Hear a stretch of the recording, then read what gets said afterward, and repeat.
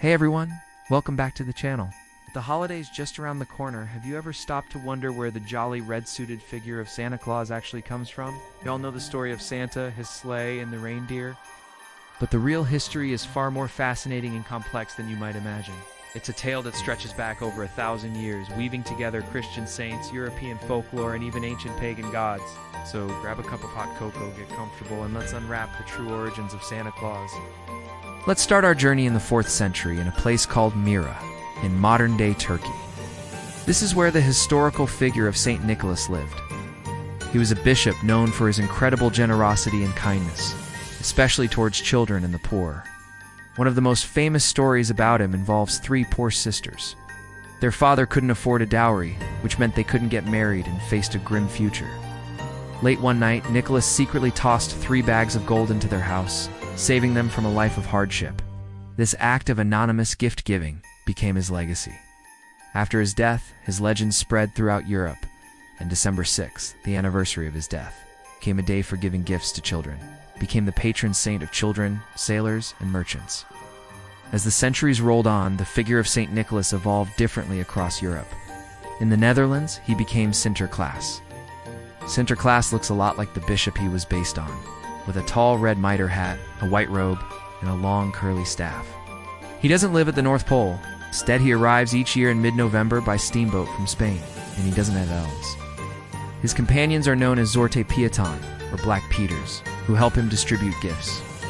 On the evening of December 5th, Dutch children leave out their shoes, hoping Sinterklaas will fill them with treats and small presents.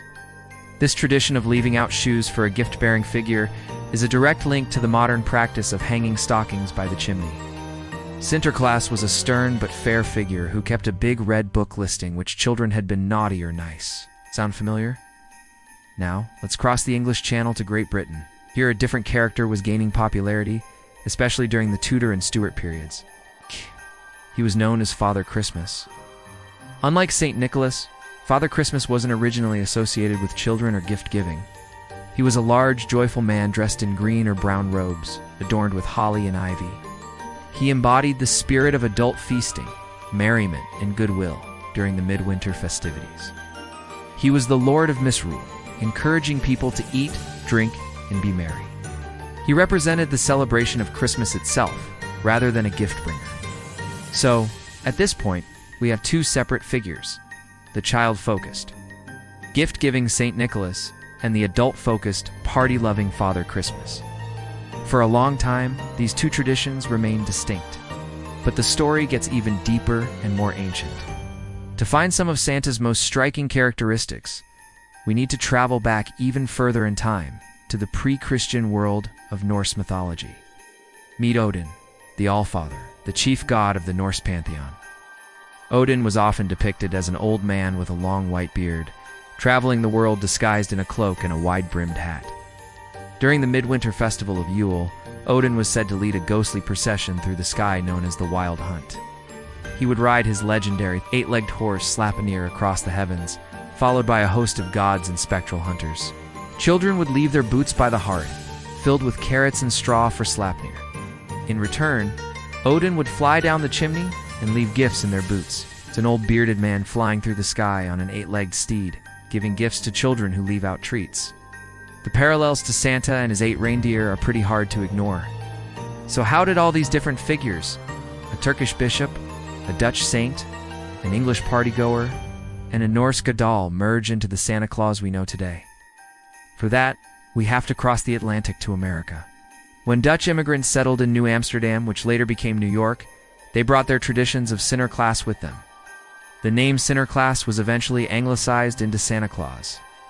In the early 19th century, writers like Washington Irving and Clement Clark Moore began to shape the American version of Santa.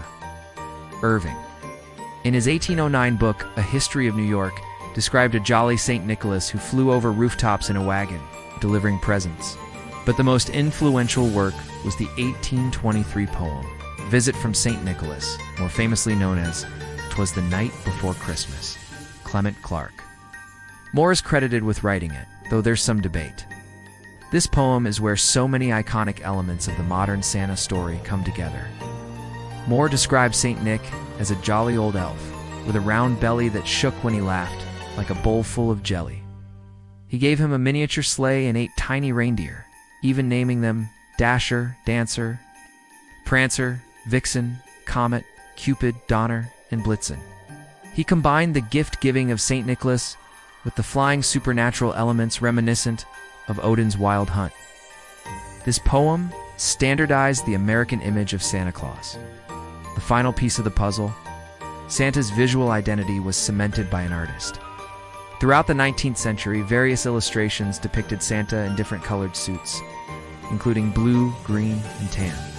But it was the German-American cartoonist Thomas Nast, who in a series of drawings for Harper's Weekly starting in the 1860s, gave us the Santa we recognize. Nast drew Santa as a large, cheerful man with a full white beard. He established his home as the North Pole and depicted him with a workshop full of elves making toys. While Nast often drew him in a red suit, it wasn't the only color he used. What about the iconic bright red suit? Many people believe Coca-Cola invented the modern image of Santa. That's a myth, but they did play a huge role in popularizing it. In the 1930s, Coca-Cola commissioned artist Haddon Sundblom to create a wholesome Santa for their holiday advertising campaigns. Sundblom drew inspiration from Moore's poem and Nast's illustrations. His paintings depicted a warm, friendly, human-sized Santa with rosy cheeks and a twinkle in his eye, always dressed in vibrant Coca-Cola red. These ads were everywhere in magazines, on billboards, and later on television. For decades, Sundblom's Santa defined the character for millions of people around the world, solidifying the red and white suit as his official uniform. He was no longer just a figure from folklore. He was now a global brand ambassador. And let's not forget the 9th reindeer. Rudolph the Red-Nosed Reindeer wasn't part of the original legend. He was created in 1939 by Robert L. May, a copywriter for the Montgomery Ward department store. The store wanted a new character for a free Christmas coloring book they gave to children. May wrote the story of a misfit reindeer whose glowing nose saved Christmas. The story was an instant hit. A decade later, his brother-in-law, Johnny Marks, turned the story into a song. Gene Autry's 1949 recording of Rudolph the Red-Nosed Reindeer became one of the best-selling Christmas songs of all time, making Rudolph a permanent part of the Santa Claus mythology. So there you have it. The figure of Santa Claus is a remarkable blend of history, folklore, and commercial creativity. He started as a real-life saint known for his generosity in Turkey. His story mingled with the traditions of the Dutch Sinterklaas and the English Father Christmas.